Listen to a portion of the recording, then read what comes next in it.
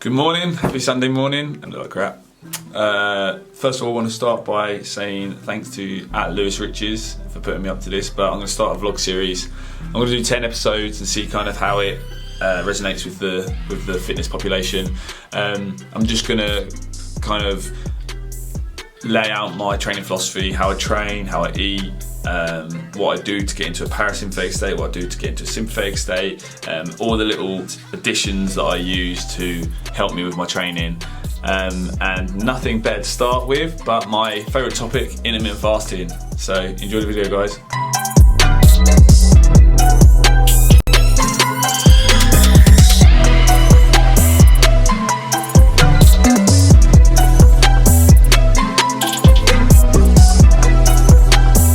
Intermittent fasting, perfect topic to be talking about, seeing as I'm in a fasting state at the moment. I started my fast at 8 o'clock Friday night, skipped the whole of Saturday, eat what you want day, and finishing, well, I'm not finishing, it's now actually 8:20 on a Sunday morning. I'm still fasted, so all I've really eaten is nothing. All I've really drunk is green tea. I had a bit of bone broth and water, really. Starting my day, as I start every single day, with this. It looks a bit nasty, but it tastes quite nice. The lemon water is brewed overnight, so it's chopped lemon, a third of a teaspoon of pink Himalayan salt, not pink Himalayan sea salt, pink Himalayan salt. The idea behind it is that our body can become quite acidic with the foods that we eat and drink, and it is an alkaline that reduces inflammation.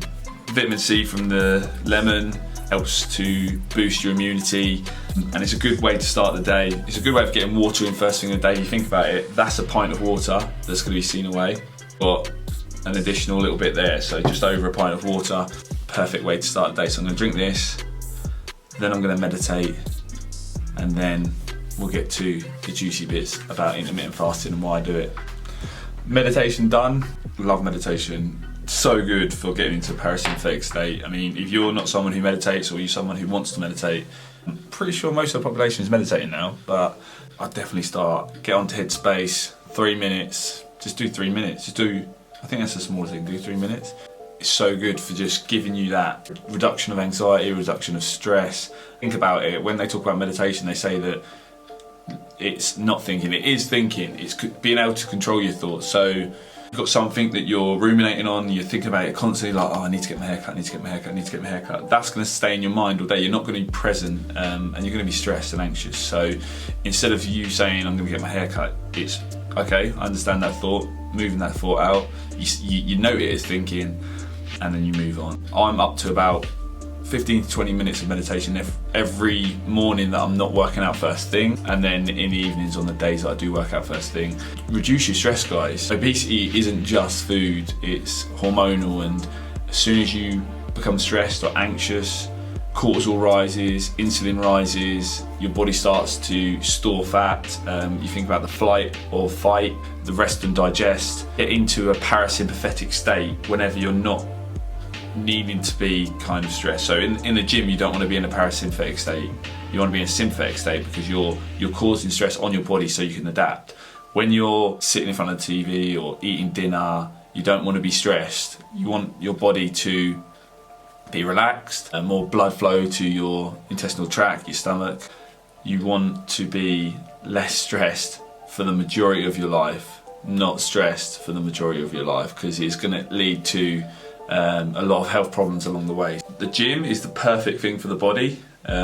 Resistance training, you can't beat it, but meditation is definitely the best exercise for the mind. If you want any kind of more information on it, there's loads of information out there, but I'm happy to talk about it a little bit more in a video if you want to. But that's about kind of my morning routine, and now moving into intermittent fasting. First of all, what is intermittent fasting? I'm sure a lot of you have looked up definitions or heard definitions of intermittent fasting. Some people think that it's called intermittent fasting, but it's actually intermittent because you don't do it all the time, you don't do it for prolonged periods of time. Some people might think that intermittent fasting is just starving yourself to lose weight.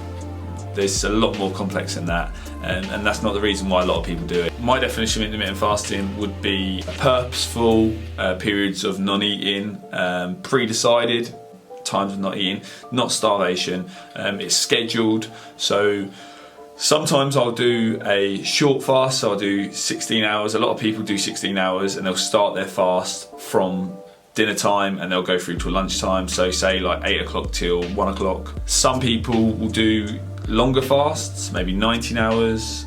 I will often do a day, so 24 hours, and I'll push it up to maybe 32 hours. My one at the moment, like I said, it's gone from 8 o'clock on Friday night and it's going right through, so it's now 9 o'clock on Sunday. I'll probably break my fast after I work out today, so that'll be around about 1. Perfect. So I can smell toast. What else? Boiled eggs. Good. Anything else?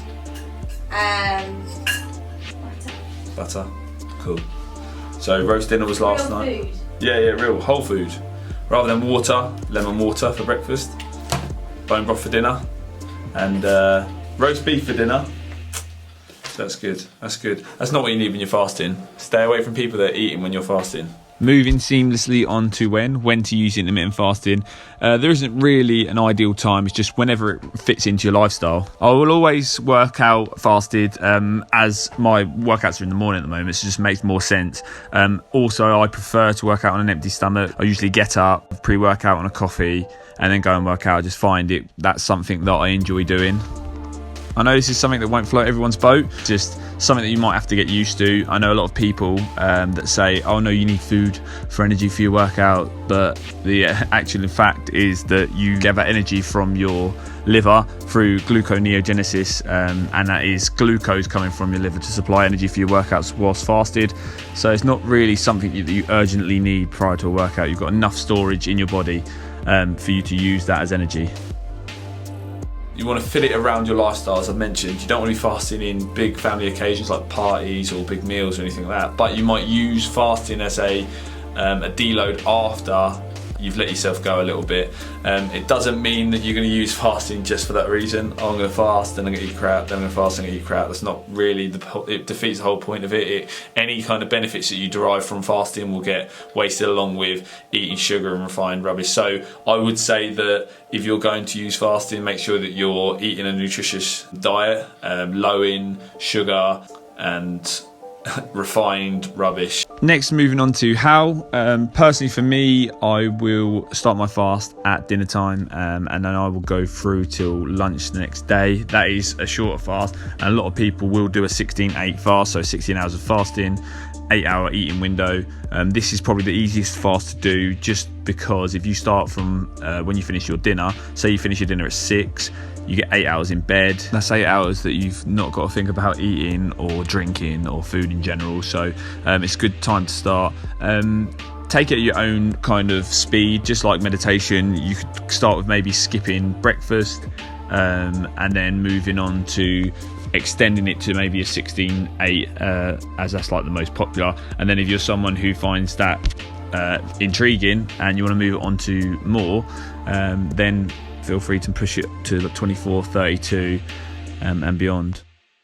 Okay, so next is the why. Why behind intermittent fasting. So personally, I use intermittent fasting for the long game. I look at my health span. Do I want to live to 90 or do I want to live at 90? And it's certainly the latter. The first thing I use intermittent fasting for is autophagy. Autophagy, if I can say it, is cellular cleansing. And effectively, it prevents cognitive decline. Your body is full of cells. The more you eat, the more you feed the cells. When you don't eat, the crappy cells die and regenerate with new cells. So that is the first reason that I use intermittent fasting. Second reason is insulin sensitivity. So insulin plays a quite vital role in our bodies. Every time you eat, your body secretes insulin to push glucose into those cells. The more your body requires insulin, so the more it's raised, the less sensitive your body becomes to it and you become insulin resistant. That means that you effectively can't absorb the glucose into your cells, and then the glucose stays in your blood, so your insulin and blood glucose levels remain high, and then you store more fat. Having a better insulin sensitivity is good for that reason, but it's also good for a lot of other reasons, including things like the more your insulin is raised and your blood sugar's high, the more likelihood you have of developing health conditions later in your life. And secondly, if you can't absorb glucose into your cells, you're not really going to be able to absorb key nutrients. And I'm at a point in my life where I'm tracking my macronutrients, and I want to make sure that I'm absorbing all that I'm taking in, otherwise what I'm recording is pretty much pointless. There's no point in eating the food if your body's not going to absorb it. I probably just absolutely massacred insulin sensitivity, but like I said, I'm not a doctor, so if you need to really figure out what insulin sensitivity is and how insulin works in the body, that's what YouTube's for, that's what Google's for. And the third reason is just to give my body a rest. I mean, we've not evolved to eat every hour or every 45 minutes or snack or graze during the day. I mean, you hear it all the time on the TV that this isn't how we're designed. We need to rest and digest. We need to eat and then we need to not eat. That's the whole point of it. Just like when you exercise, you cause stress on your body adapts. You don't then exercise the same muscle group the same day. You don't then exercise the same muscle group the next day. You give yourself an opportunity for your body to rest and repair. The same as when you're constantly eating. You think it's such a taxing process on your body to eat, especially when you're eating big meals. It's an opportunity just for my body just to be parasympathetic for a longer period of time. And that's pretty much the why behind it. How not to fast is eating a load of crap, fasting, eating a load of crap, fasting. Also how not to fast, drinking 0 calorie, artificial sweetened beverages. The problem with artificially sweetened beverages, it says 0 calories on it. You look at it and it says 0 calories, but the substance that they use to sweeten it is 0 calories. However, those 0 calories don't transition to insulin. Insulin is still spiked using 0 calorie beverages. So the idea behind fasting is you don't want insulin to be spiked throughout the fast, so avoid any of those. Now moving on to the myths. So the myths are, I'm going to lose muscle when I fast. Definitely not. Your body produces a hormone called human growth hormone. Its main purpose is to protect and preserve muscle mass. You are, as a human species, can afford to get rid of fat before muscle, so that's the reason we store it. We store fat for energy. Fat is so much more energy dense than protein, and that's what muscle is, protein. So you'd go for your bigger energy first, so you go for your fat first and then your muscle. Human growth hormone is actually spiked 5 times after, I think, a 32-hour fast, so pretty good safety cushion there. Second myth is that it's starvation and I'll be hungry. You got to ride the wave. Hunger comes in spells, and it can be satisfied through hot drinks, tea, coffee, water, flavoured waters, as in fruit flavoured waters. So you could put lemons in there, you put limes in there, things like that. Should I say infused, not flavoured. Another myth about intermittent fasting is that once you've fasted, because you haven't met your calories for the whole day, you can eat whatever you want. So what will happen is, if you come out of the fast, you eat whatever you want, your insulin gets spiked, you start storing fat.